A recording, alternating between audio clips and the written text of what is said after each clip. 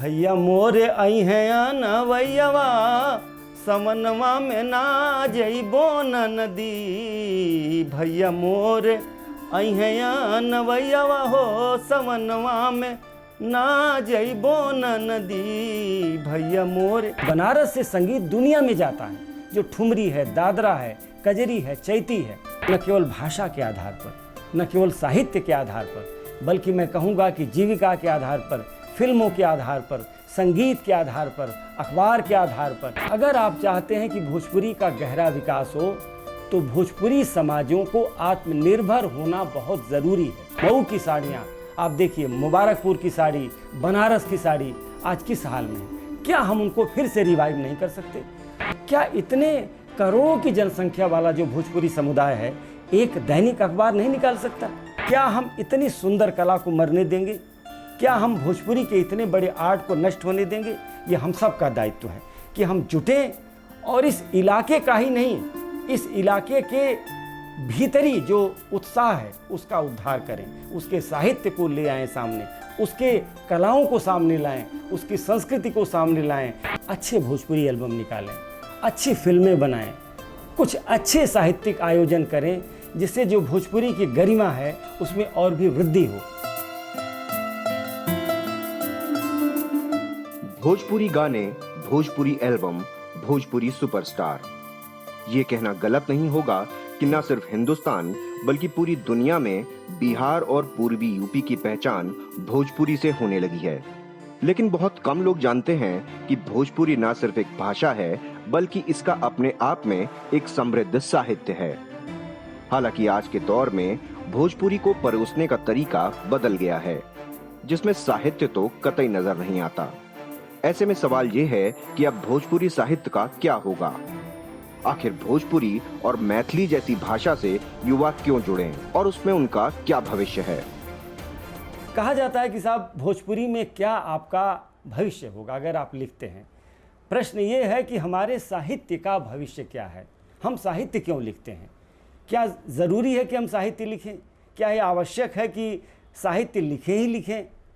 देखिए, इसके दो उत्तर हैं। पहला उत्तर ये है कि आप सोफ़ा, गाड़ी, बंगला और ताकत में और पोस्ट में खुश हो जाएं और ये सोचें कि हमने जीवन में पा लिया। दूसरी बात यह है कि आप जीवन की एनर्जी के लिए, जीवन की खुशी के लिए, जीवन की सृजनशीलता के लिए कुछ रचनात्मक काम करें जो दुनिया को बदले, अपने को बदले, समय को बदले, समाज को बदले। साहित्य उस बदलाव की सबसे बड़ी भूमिका है। मैं ये नहीं कहता कि साहित्य किसी समाज को बदल देगा, लेकिन साहित्य समाज को बदलने की भूमिका की प्राथमिकी है। वो एक अदा करता है ऐसी भूमिका जहाँ साहित्य और व्यक्ति दोनों बदल सकते हैं। तो धीरे धीरे मुझे ऐसा लगने लगा कि हम साहित्य का काम करें। अब देखिए कि अगर हम बहुत सारे एल्बम भोजपुरी में निकलते हैं, मैं आज भी अपने भोजपुरी मित्रों से कहता हूँ, अच्छे भोजपुरी एल्बम निकालें, अच्छी फिल्में बनाएं, कुछ अच्छे साहित्यिक आयोजन करें, जिससे जो भोजपुरी की गरिमा है उसमें और भी वृद्धि हो।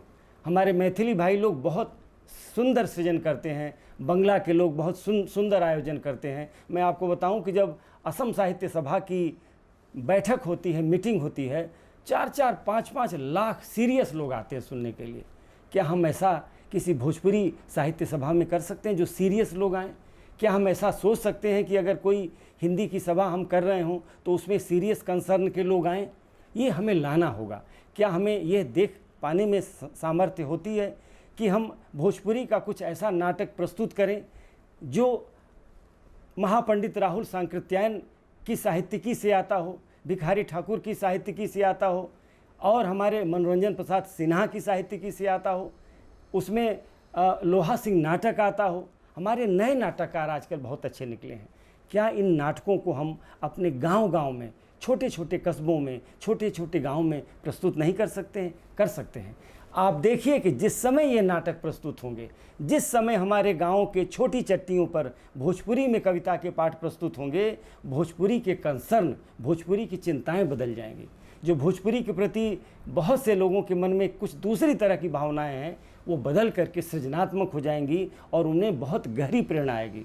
मित्रों, मैं बताना चाहता हूँ कि भोजपुरी फिल्मों का बहुत दूर का भविष्य है।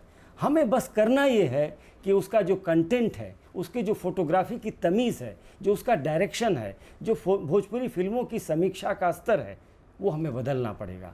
हमें जानना पड़ेगा कि जो भोजपुरी फिल्म मेकर हैं वो कितना साहित्य जानते हैं भोजपुरी का, वो हिंदी साहित्य कितना जानते हैं, वो कितने साहित्यकारों से परिचित हैं।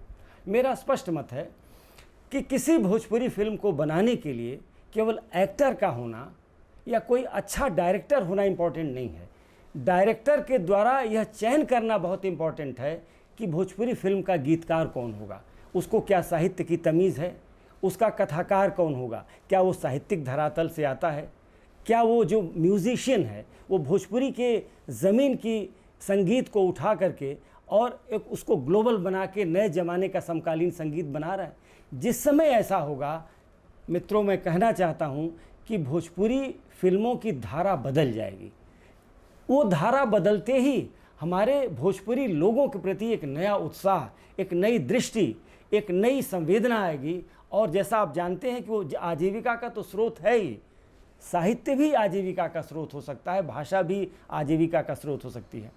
मित्रों, मैं कई बार इस बात को कह चुका हूँ और मैं एक बार फिर से कहना चाहता हूँ कि भोजपुरी में अखबार की ज़रूरत है, भोजपुरी में दैनिक अखबार की ज़रूरत है।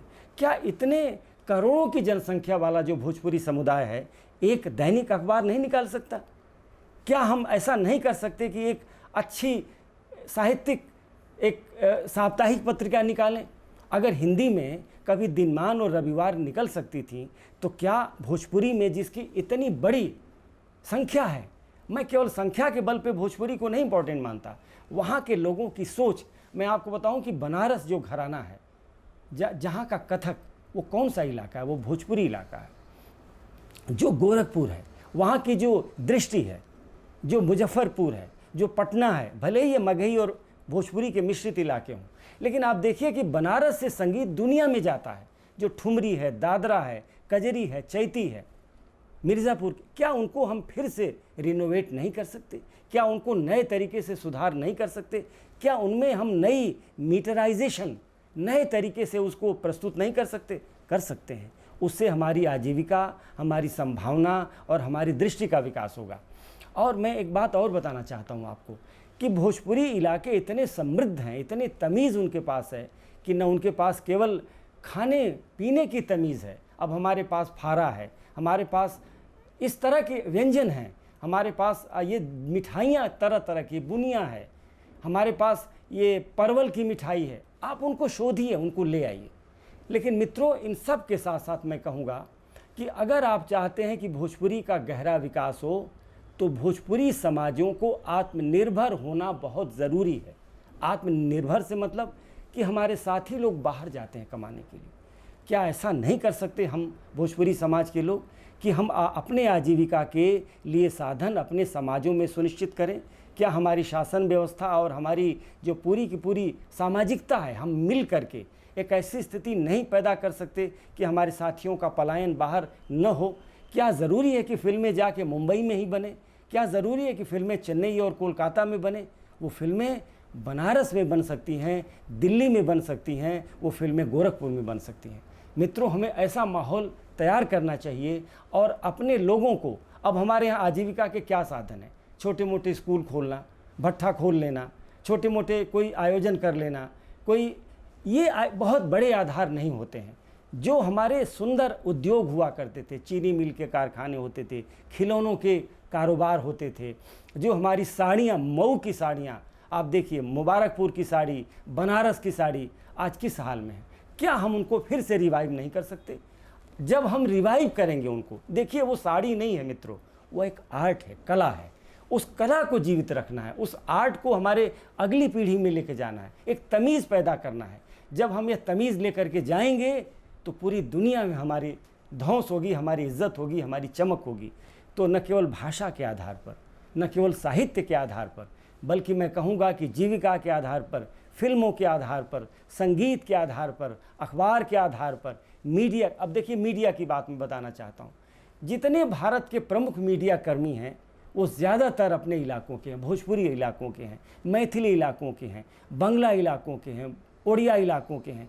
क्या हम मिलजुल करके इस तरह का एक बड़ा काम नहीं कर सकते कि जो महत्वपूर्ण जो मीडिया कर्मी हैं उनको हम टास्क दें कि भाई आप जो इम्पोर्टेंट काम है, जो हमारे कुछ वृत्त चित्र हैं, जो डॉक्यूमेंट्रीज़ हैं, हम अपने इलाकों की क्यों नहीं। मैं आप बताऊं कि आजमगढ़ में और गोरखपुर में और बलिया के इलाकों में एक पंवरिया नाच होता है।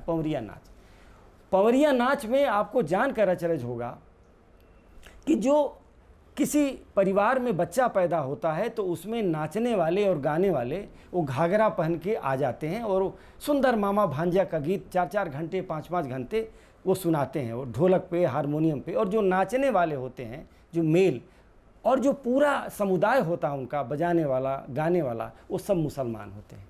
कितनी बड़ी बात है। आप देखिए हमारी जो एकता है, भारतीय जो एकता है, उसकी दृष्टि आप देखिए कि हम कहीं इस तरह की धार्मिकता में विभेद नहीं करते।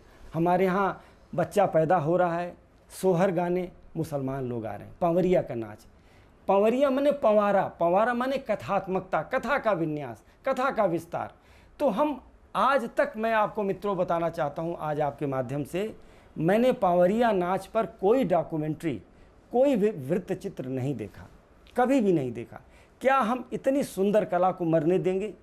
क्या हम भोजपुरी के इतने बड़े आर्ट को नष्ट होने देंगे? ये हम सब का दायित्व है कि हम जुटें और इस इलाके का ही नहीं, इस इलाके के भीतरी जो उत्साह है उसका उद्धार करें, उसके साहित्य को ले आएँ सामने, उसके कलाओं को सामने लाएं, उसकी संस्कृति को सामने लाएं, उसकी मीडिया को सामने लाएं और उसके शहरों को भी, जो शहर हमारे बहुत सारे बजबजाते नालों में तब्दील होते जा रहे हैं, उनको बदल के हम एक मॉडल के रूप में रखें। मैं बताना चाहता हूं कि आजमगढ़ के पास एक जो खूबसूरत पूरी दुनिया का केंद्र बना हुआ अयोध्या भले अवधी इलाके में है, लेकिन हम भोजपुरी और अवधी कोई अंतर नहीं करते, हम लोग एक साथ हैं।